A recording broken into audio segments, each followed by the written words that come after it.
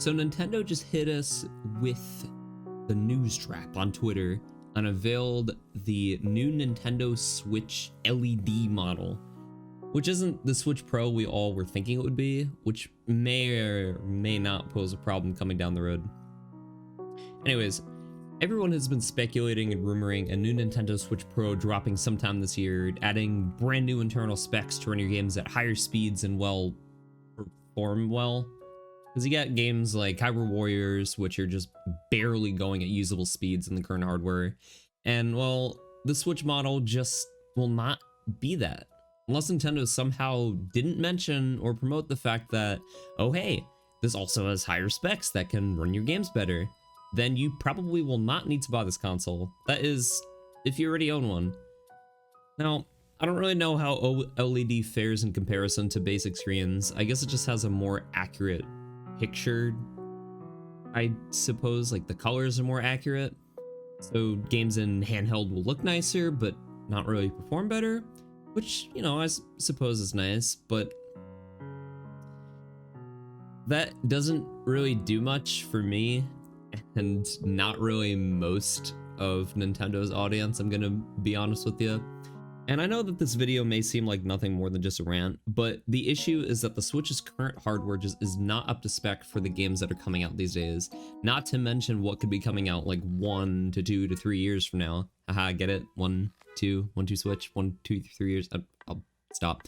Okay, well, picture this. Back in 2014, Nintendo had released the new 3DS line. And, you know, everyone knows about that. It added the extra controls, it added some amiibo support, and the big one were the better components within the device that cause it to run better and faster compared to the original, which is good. That's what everybody wants. There were even some games that were specific to that 3DS line. And no, I'm not saying that Nintendo should make it so there are pro and non-pro specific games that only work on the Switch Pro, but there's still an issue here. Developers might have a difficult time doing exactly what they want on hardware that is really starting to get dated. I know we'd have like a situation where the PS4 Pro and the Xbox X Pro, whatever it's called, only ran some games like Cyberpunk at decent to usable levels comparative to their 2013 counterparts. I believe that's when the console came out. Anyways, the point still stands that this hardware is very dated and it needs an upgrade at this point. All right, I woke up this morning and I didn't go into Twitter like I usually do on my phone when I wake up. I actually went into my Discord server and saw somebody post, yo, did you see the new Switch OLED? And I'm like, what? Switch OLED? What is this about?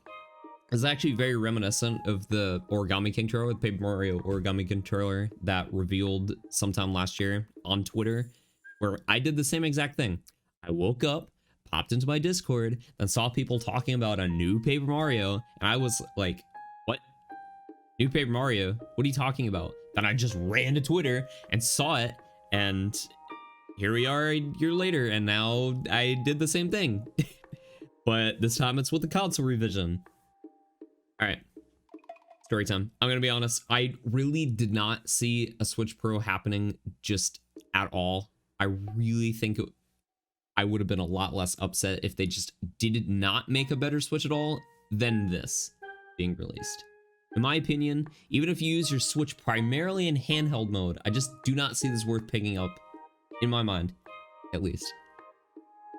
If a Switch Pro really did happen, I was half expecting this to cut the original price of the original Switch down to a nice clean $249.99, and then this new OLED Switch model would have been the one for hardcore gamers who want all the FPS. But you know, this is Nintendo, and you know, they never disappoint me, right? This is gonna be the best Switch ever, and you know, that's not technically untrue, I suppose, because it will be better, but at least Metroid Dread will look even cleaner and release on the same day, which is on October 8th, which is probably exactly what they're trying to do. Well, like I said, I guess if you don't have a Switch already and you've been on the fence, just end up purchasing this one, regardless if this is the best one to buy at this point, I suppose. But it's your money, and I guess it's up to you. Anyways, though, I've been Justin. Thank you for hearing me rant. Have a great rest of your day, and now I have a dentist appointment to go to.